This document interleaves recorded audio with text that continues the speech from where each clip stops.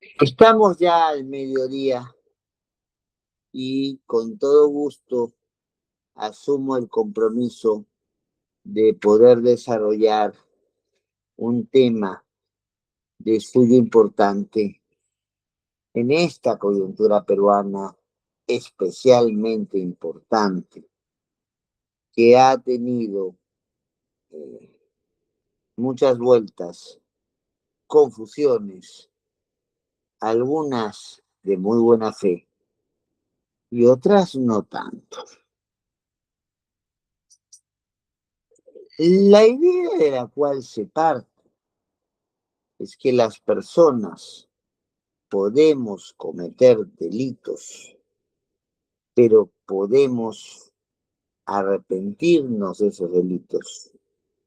Podemos haber pasado por una etapa de pérdida de la libertad o de recorte de la libertad personal que nos haya hecho reflexionar sobre el error cometido y nos ponga en propósito de enmienda.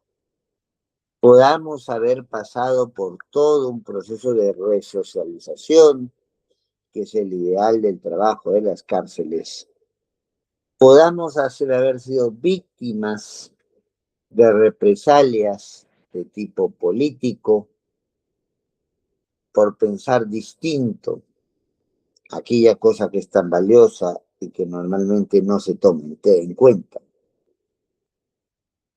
O simple y llanamente por esos resabios que nos quedan de épocas donde el monarca o la monarca turno eran las dueñas o los dueños de todo, se decidía que el culpable era inocente y que el posible culpable, pero que a tal caso hubiese dudas, pudiera haber privilegiado estas dudas. Estamos hablando del llamado derecho de gracia, que no tiene un origen democrático, tiene justamente un origen de quien concentra todo el poder y entre esas cosas puede decidir si cualquiera de nosotros es responsable de un acto considerado reprochable y por eso sancionado o sancionado. ¿Cómo comienza la idea? Comienza la idea donde el rey, lo veíamos incluso en algunas películas, levanta el pulgar o baja el pulgar para decidir la suerte. Rey o emperador, ¿ya? Bajan, hacen esto para decidir la suerte de la persona cuya vida estaba en juego. Pero felizmente la constitucionalización, la convencionalización del derecho nos ha llevado a escenarios bastante más favorables. Pero dentro de los cuales hay que plantear distinciones para evitar precisamente confusión. Hablemos primero del indulto para ubicarnos en contexto. El indulto es, en principio, una facultad que se le da al jefe, al presidente de la República o presidenta de la República, que consiste en perdonar a quien ya fue condenado de el cumplimiento de aquella condena que se le ha sido impuesta. Ustedes dirán, ¿y por qué?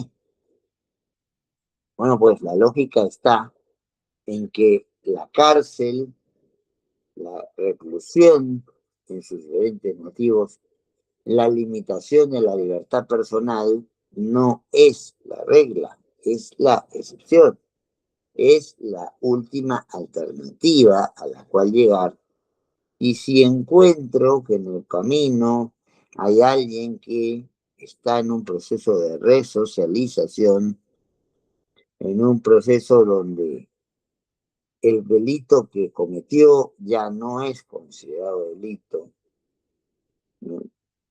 O que se han dado una serie de circunstancias vinculadas a las cosas más diversas, problemas en su familia, problemas en su país, pues necesitamos esa persona no recluida, no restringida, sino puesta a disposición de la decisión de quien es jefe de Fuerzas Armadas y jefe de fuerzas policiales, casi por necesidad del servicio.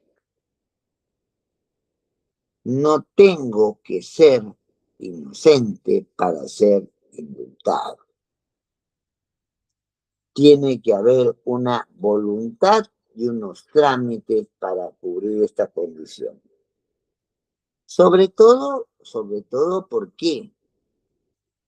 En primer lugar, si yo lo que estoy buscando es una resocialización, que alguien no vuelva a hacerle el daño que le hizo a la sociedad a la cual pertenece, se encuentre en condición, haya purgado parte de su pena, ya, se haya acabado la discusión, se le haya condenado y después, en función a estas variables que hemos planteado, ver si se le deja en libertad o no.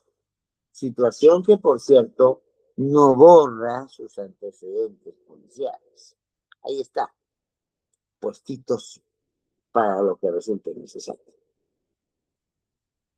Pero hay que hacer una distinción. Una de caso muy peruano, y que no es el caso que se está planteando ahora con el expresidente Castillo, y otra con una comprensión más internacional. ¿Qué pasó? En el Perú, durante la década de los 90 del siglo pasado, en la alternativa supuestamente de liberarnos del sendero luminoso, el movimiento revolucionario de Tupac Amaru y otros que existieron con menor magnitud y que hacían actuación terrorista, se dio una, hay que decirlo con todos sus términos, una displicente mano abierta para que cualquiera que nos supiera sospechoso o sospechosa pusiera a ser detenidos. Yo tenía un libro como este,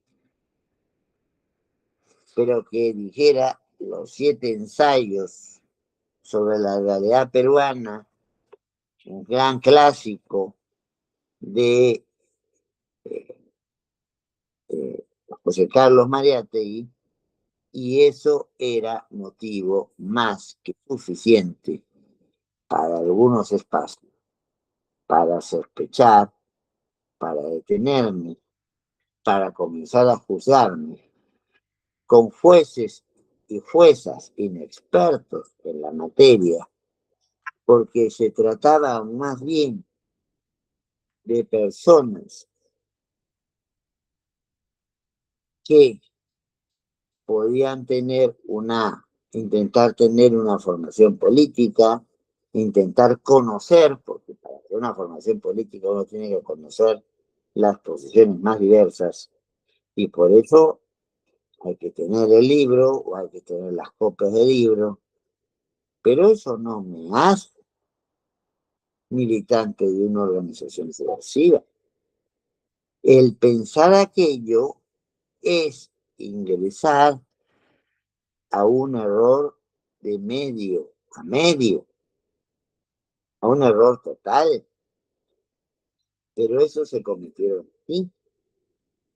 Entonces hubo mucha gente que sin mayor sustento, justificación alguna, y no pocos, y no pocas, terminaron presos. Ante la insoportable injusticia y el reiterado reclamo popular, no le quedó otra cosa al gobernante de aquella época que de dar alguna normativa y dar la posibilidad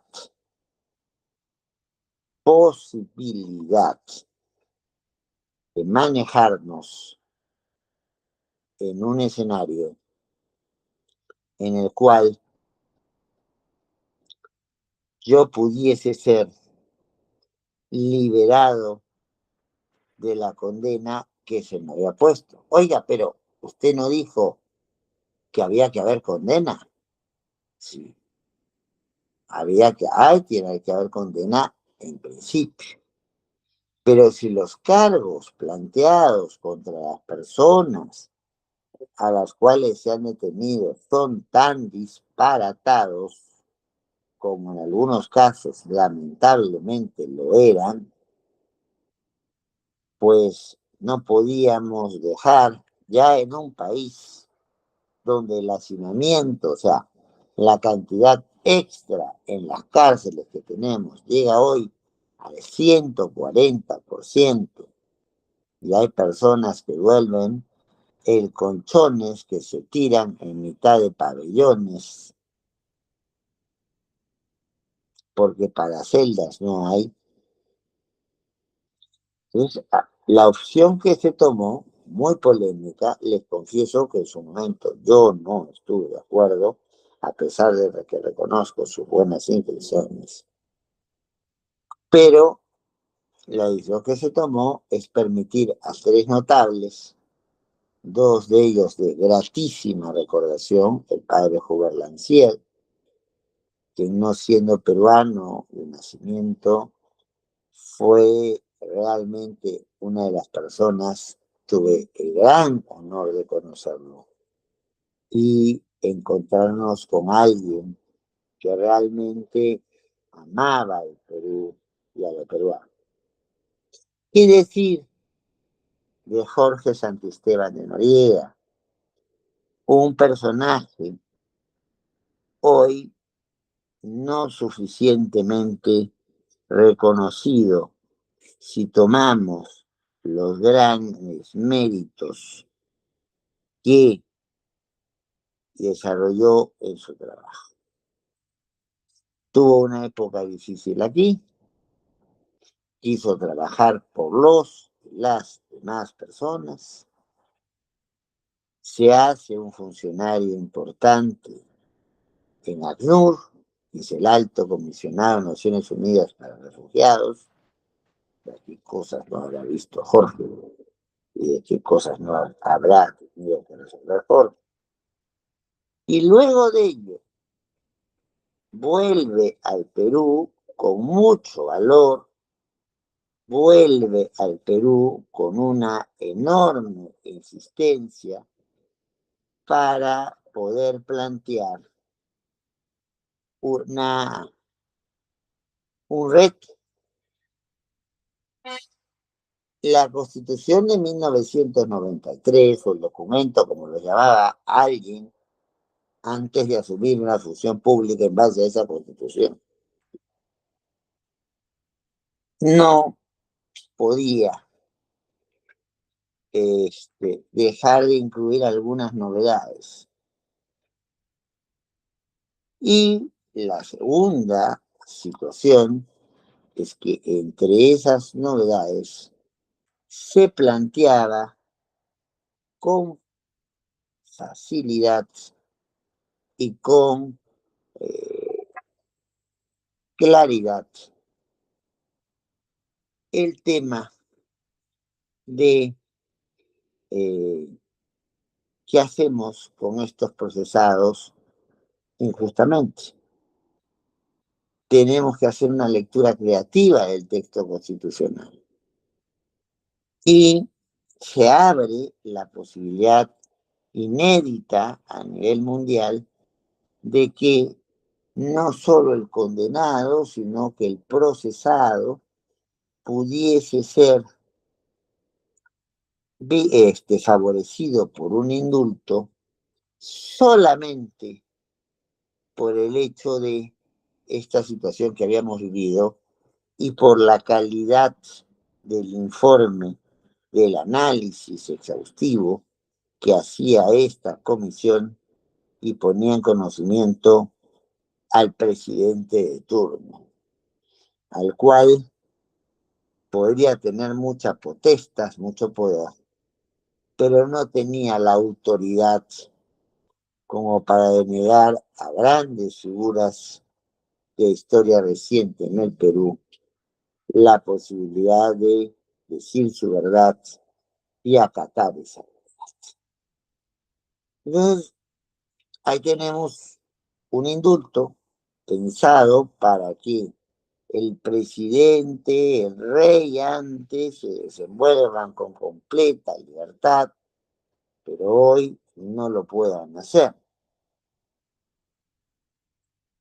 Ese indulto para procesados es una cosa que ha quedado como una antiguaya, es una facultad discrecional, o sea, no obligatoria, que el presidente o presidenta del país ejerce con mucho cuidado cuando todavía lo conserva, porque en muchas partes lo ha perdido, y viendo si toma en cuenta o no toma en cuenta lo bueno.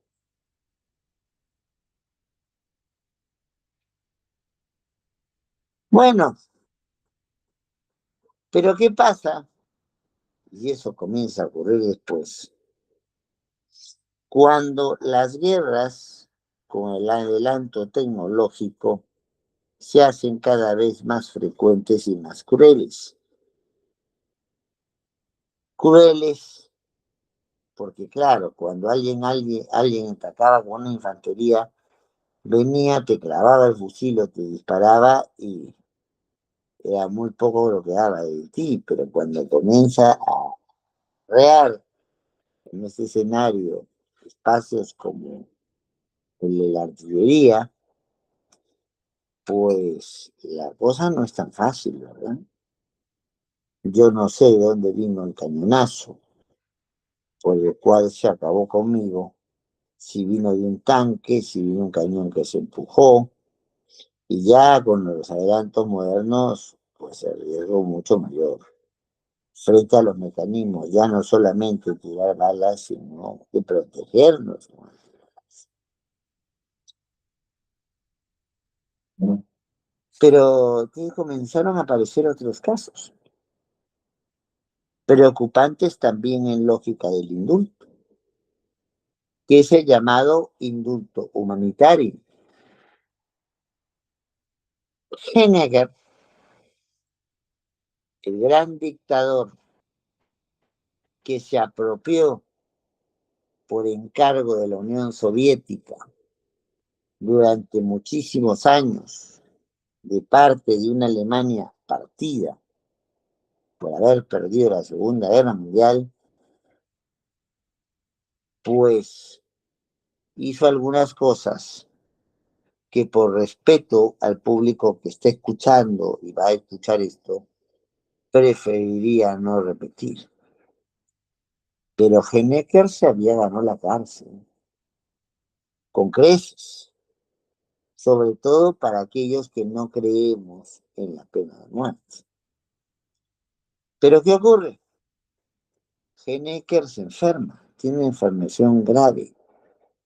Pregunta, ¿puedo tener a una persona cuya culpabilidad no está en discusión? ¿Puedo tenerla recluida, asumiendo y no pasó nada? Bueno, eso fue una discusión importante en su momento y se llega a la fórmula del indulto humanitario.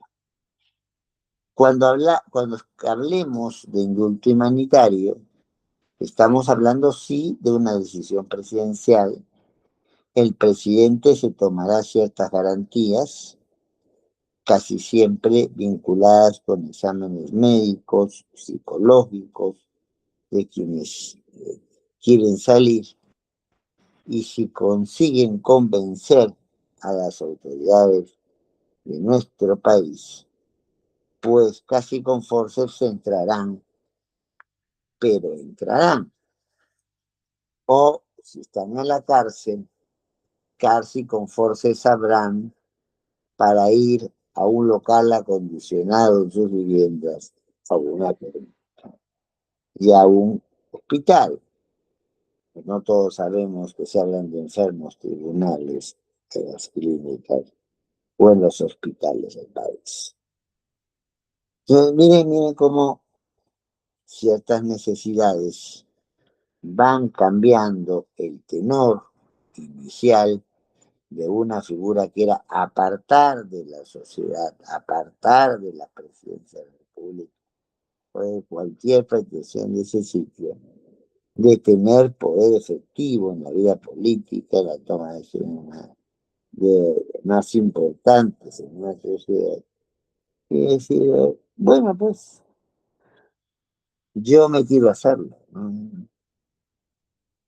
Existe el indulto, existe la posibilidad de que alguien sea indultado, existen en un Estado que es cada vez más normativo que de cualquier otro aspecto del derecho, que no debiéramos desobedecer. Y eso es lo que pasa en Cusco, en primera canchita, ahí donde está uno de los incas al lado, y el aeropuerto ya quedado en el centro de la ciudad, o casi. Se tiene un tremendo riesgo, no solo por los pasajeros o pasajeros de vuelo, sino por todo el entorno amical, capital, y corresponde a otros miembros de esta ilustre mesa poder describir. Pero a modo de enunciación, diremos por qué algunas enfermedades traídas desde España, no porque los españoles las hayan querido traer, sino porque su cuerpo ya estaba fortalecido, o por lo menos podía establecer un control de esto, pues le caía el muerto encima, por no ser más. No sé. ¿Aló? ¿Me podrían contestar del organismo de protección de derechos para la salud? También sea un paso, porque necesito siempre, como bien se está leyendo en pantalla, es que hay que analizar una situación que se vive con el propio si usted se bueno. Entonces, si no se quiere proteger, viene la idea de las ejecuciones efectivas de la administración y viene la orden para que jueces, especialistas, trabajen con eso. Puedan, podemos